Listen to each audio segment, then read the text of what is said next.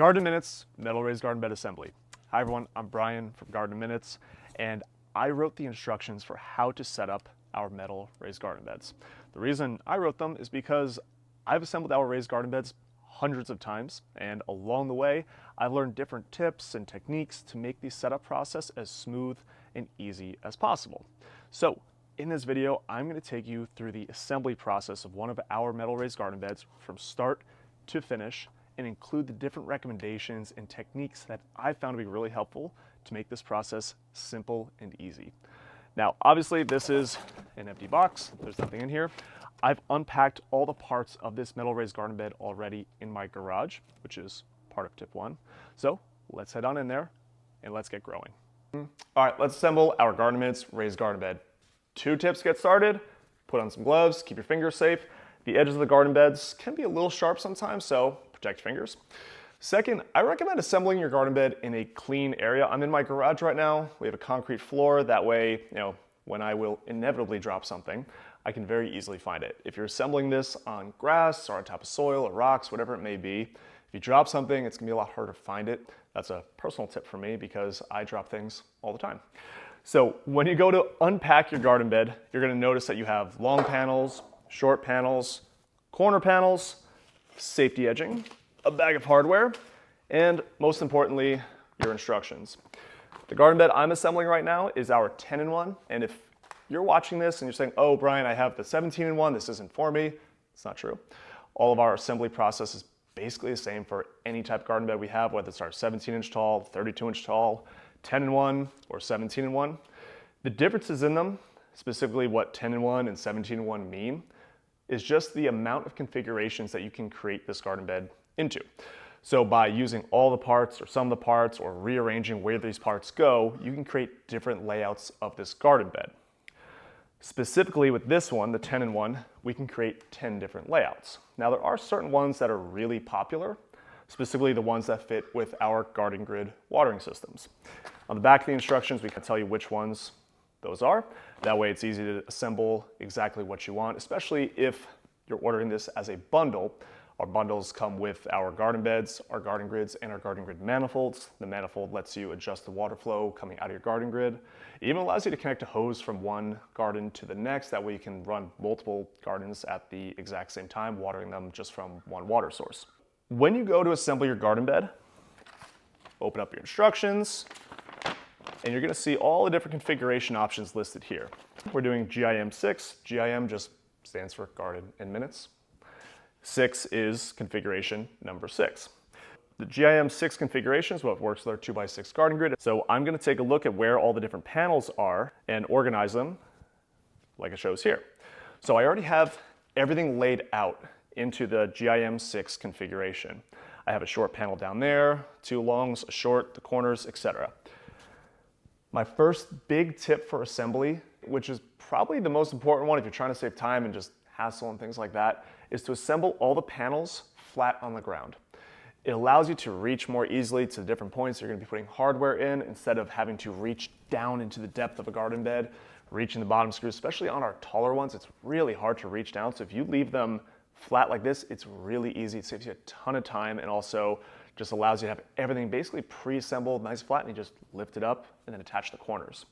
All right, now that we have that out of the way, let's get our box to the back. We'll take our safety edging over here, and we'll leave the instructions here just to read through, reference, make sure we're doing everything how we intend. When you go to assemble these garden bed panels, you're gonna notice on the outside is a plastic safety film. This essentially keeps it from scratching and things like that during transit.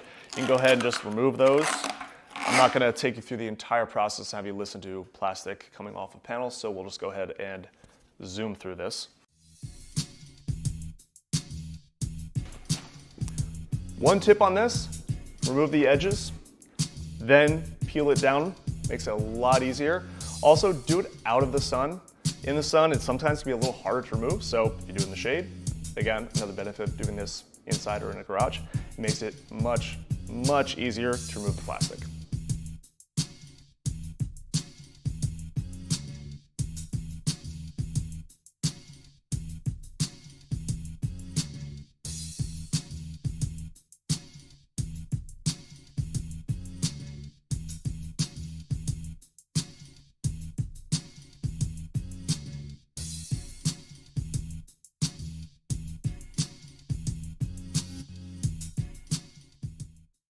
All right, now that all the film has been removed from everything, let's go ahead and take out our hardware and our tool and start putting the panels together.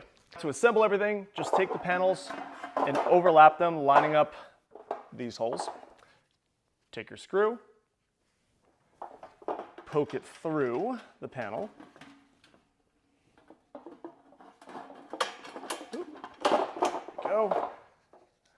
Your washer, and nope, there's another drop. And tighten the nut onto the screw. Then you're going to repeat that for all the other seams until you have everything completed.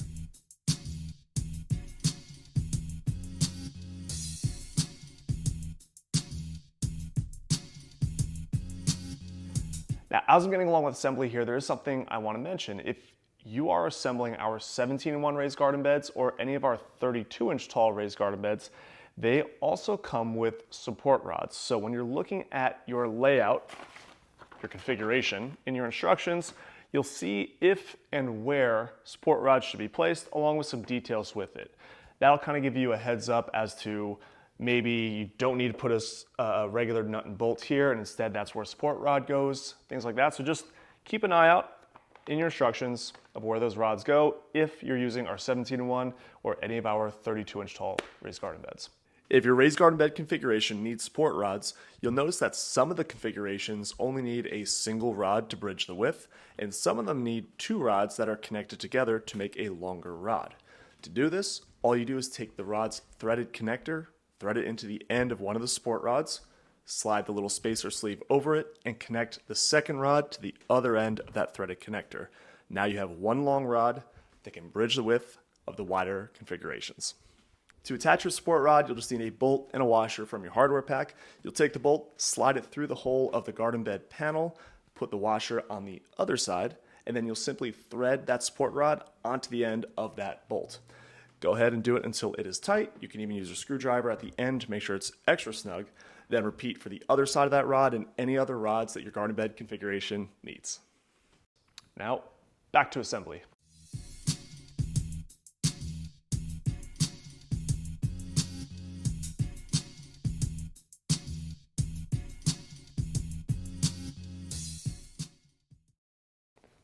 Another drop. I think if you're keeping count, that should be around 3 or 4 drops already. So very glad I'm assembling on concrete.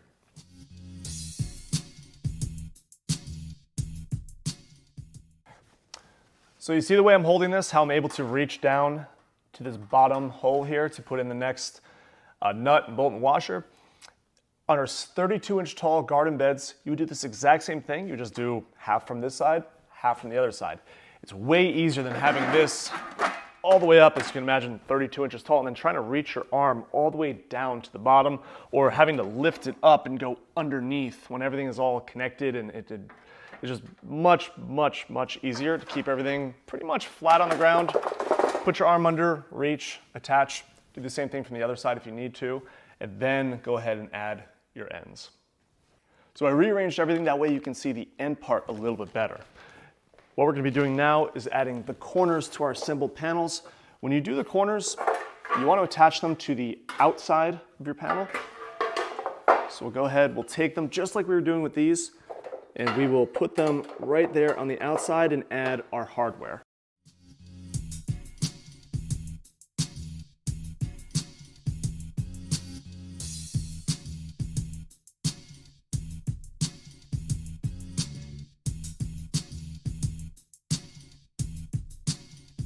With those corners attached to the assembled panels that are still laying on the ground, you then take the end panel, stand it up, and attach it to that corner piece. After you're done attaching your first end panel to your first set of assembled panels that are on the ground, you'll want to do the exact same thing for the other set of panels that are on the ground.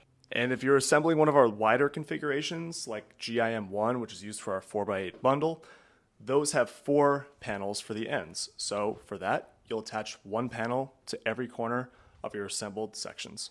If you're keeping track, you'll notice I still haven't struggled to reach anything when I'm assembling all the hardware. It's something to keep in mind when you're assembling your garden bed. If you put these tips to good use, it'll make your setup much, much easier.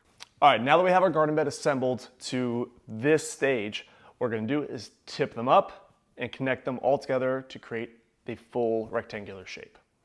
This is where you see one of the biggest benefits of assembling all of your panels flat on the ground first. I'm able to now take these two halves, turn them up, and they're able to support themselves. Had I started assembling this with all the panels vertically, I would have had to hold them while also adding hardware, and they would be very floppy and very difficult to keep together. This allows me to avoid that and finish off assembly much, much more easily. So now we have our raised garden bed assembled in the configuration that we want. Everything's only hand tightened, so it's still a little floppy. So we're going to take our tools, go around, tighten everything, and then finish off with our last step. During assembly and in the instructions, you're going to notice that we say to use the wrench and the screwdriver together to tighten everything. And that works great. But if you hand tighten everything well enough from the beginning, sometimes that washer on the inside of the garden bed is able to grab the garden bed well enough to where you can just use the screwdriver from the outside to tighten everything, saving yourself a little bit of effort in the assembly process.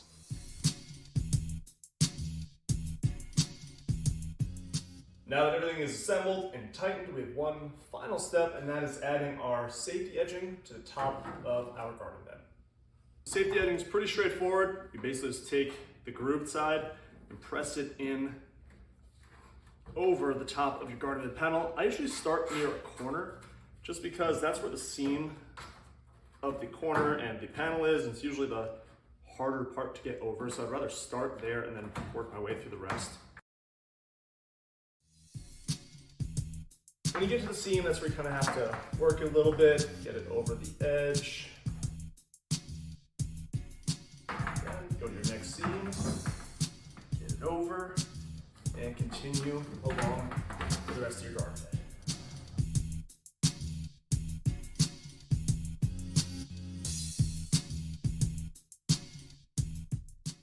Then one last thing, when you get to the very end, trim it to exactly where you need it.